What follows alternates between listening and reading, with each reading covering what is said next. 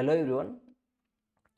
हाल ही में ministry of health and family welfare ने 18 Feb को एम्स न्यू दिल्ली को एक नोटिस इश्यू किया है सीआरई एग्जाम के रिगार्डिंग, जिसको लेके स्टूडेंट के अंदर काफी कंफ्यूजन है और इसके बारे में अपन आज डिटेल समझेंगे कि इसके अंदर इन्होंने क्या किया है और नर्सिंग का जो पोर्शन है नर्सिंग ऑफिसर्स का, उनका इससे कनेक्शन है या नहीं है। ठीक है, ओके। तो नोटिस का जो सब्जेक्ट है वो इनका ये है, ओवरऑल मोटो ये है, ये कहना चाह रहे हैं कि देखिए जो सीआरई एग्जाम है ये एक ग्रुप ऑफ एग्जाम्स है ना, मल्टीपल वैकेंसीज इनके अंदर है और इनके अंदर कुछ एग्जाम ऐसे हैं जिनके ऐसे वैकेंसी है जिनकी एग्जाम काफी टाइम से हुए नहीं है, मतलब बहुत लंबे टाइम से हो रहे हैं। तो उनमें उन्होंने ऐसा देखा है कि कुछ पोस्ट ऐसी मिली इनको जिनमें इनको पे स्केल के अंदर मिसअंडरस्टैंडिंग मिली है ना। ओके, तो जो पे लेवल होता है, ग्रेड पे लेवल होता है, उसमें इनको मिसअंडरस्टैंडिंग मिली है।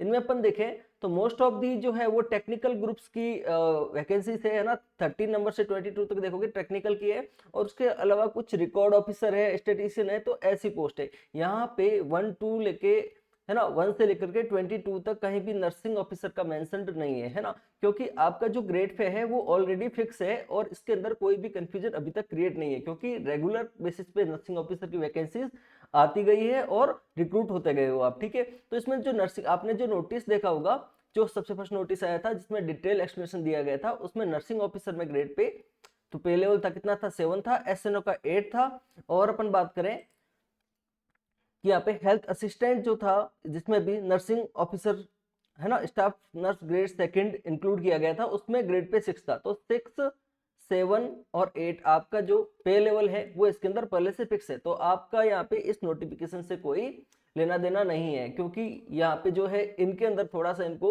मिसअंडरस्टैंडिंग है और इन्होंने सिर्फ एम्स को रिक्वेस्ट किया है कि आपका जो प्रीवियस नोटिफिकेशन है उसमें आप मॉडिफिकेशन करके अपना जो नया स्टेटमेंट देने की रिक्वेस्ट की है ना, मतलब पुराना जो नोटिस है इसको रिमूव करने के लिए बोला गया है। ठीक है, ओके। आगे अपन बात करें कि ये जो शेड्यूल दे रखा था, इस शेड्यूल के रिगार्डिंग अभी तक जो एम्स ने नोटिफिकेशंस दे रखे हैं उसके अकॉर्डिंग ही चल रहा है और जो भी होगा इसका रेस्पॉन्स वो अपने नए नोटिफिकेशन में बता दिया जाएगा।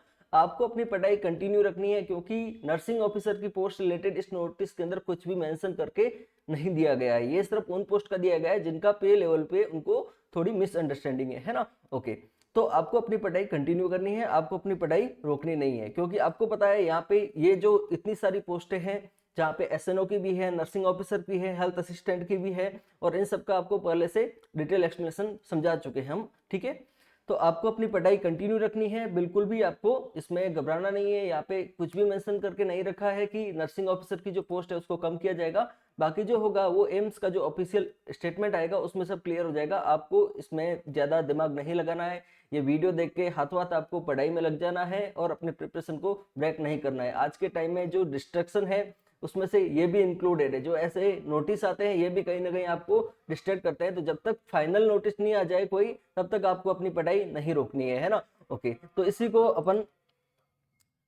को अपन और अच्छे से स्ट्रॉन्ग करने के लिए आपको मैं बता दूं कि जो आरएनसीसी है वो आपके लिए CRE special model paper series recommend करता है। और इस सीरीज के अंदर क्या है वो देखेंगे। इस सीरीज में आप देखोगे कि टोटल आपको 50 मॉडल टेस्ट पेपर मिलेंगे, है ना। 50 मॉडल टेस्ट पेपर में एक आपको वीकली टेस्ट जो है वो एक्स्ट्रा मिलेगा 51, वो हमने फ्री कर रखा है सभी के लिए।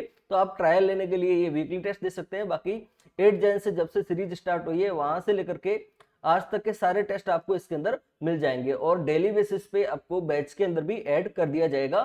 तो इस तरीके से ये सीआरई का मॉडल टेस्ट पेपर है और ये आप ज्वाइन करके अभी जो अपने 8-10 दिन बचे हैं इसमें अपनी प्रिपरेशन को और अच्छे से स्ट्रॉन्ग कर सकते हो।